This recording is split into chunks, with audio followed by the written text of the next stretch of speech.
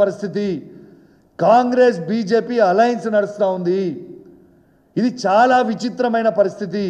మీ అందరు గుర్తు చేసుకోండి. ఒక్కసారి తెలంగాణలో ఉన్న యువతను అందరు కూడా చెప్తాను, ఒక్కసారి గుర్తు చేసుకోండి.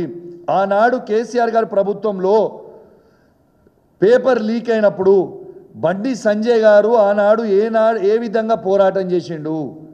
మరి ఇవాళ పేపర్లు వీళ్ళు అమ్ముకున్నారు సెంటర్ల ప్రూఫ్స్తో సహా చెప్పిన తర్వాత ఇలా బండి సంజయ్ గారు కావచ్చు, బీజేపీ నుంచి కావచ్చు, ఒక్కరన్నా దీని మీద మాట్లాడినరా? ఎందుకు మాట్లాడలేదు?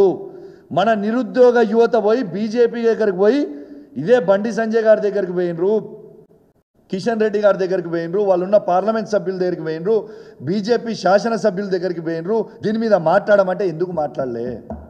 ఇలా బండి సంజయ్ గారు ఈ భారతదేశానికి హోమ్ మినిస్టర్ తనే.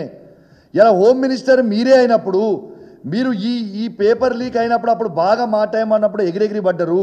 ఇవాళ ఎందుకు మీరు మాట్లాడలేదు అంటే రేవంత్ రెడ్డి గారు బండి సంజయ్ గారు ములాఖత్లో నడుస్తూ ఉన్నారు. ఇది వాస్తవం కాదా? ఇలా ఇది తెలంగాణలో ఉన్న యువత మొత్తం కూడా గమనించాలి.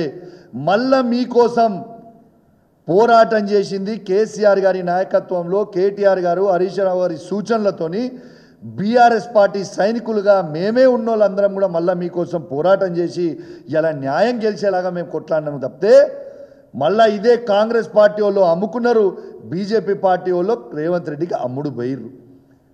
విచిత్రమైన పరిస్థితి. ఎందుకు మాట్లాడలేదు అనేది ఒక్కటే జవాబు మీరు చెప్పాల్సిన అవసరం ఉన్నది.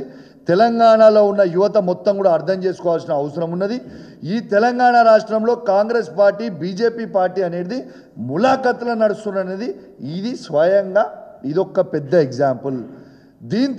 దీంతో పాటు కూడా ఇంకొక దివానా శాసనసభ్యుడు ఉంటాడు బీజేపీ వాడు, ఆయన మన ఆదిలాబాద్, ఆయన పేరేందే శంకరన్న కాదు, మన పాల్వే హరీష్ ఉన్నాడు. ఇది కూడా స్వయంగా కాళేశ్వరం గురించి రేవంత్ రెడ్డి ఇచ్చిన స్క్రిప్ట్ మొత్తం ఈయన చదువుతాడు అసెంబ్లీలో.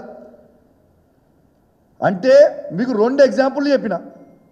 గ్రూప్ 1 విషయంలో బండి సంజయ్ గారు ఒక్కటి కూడా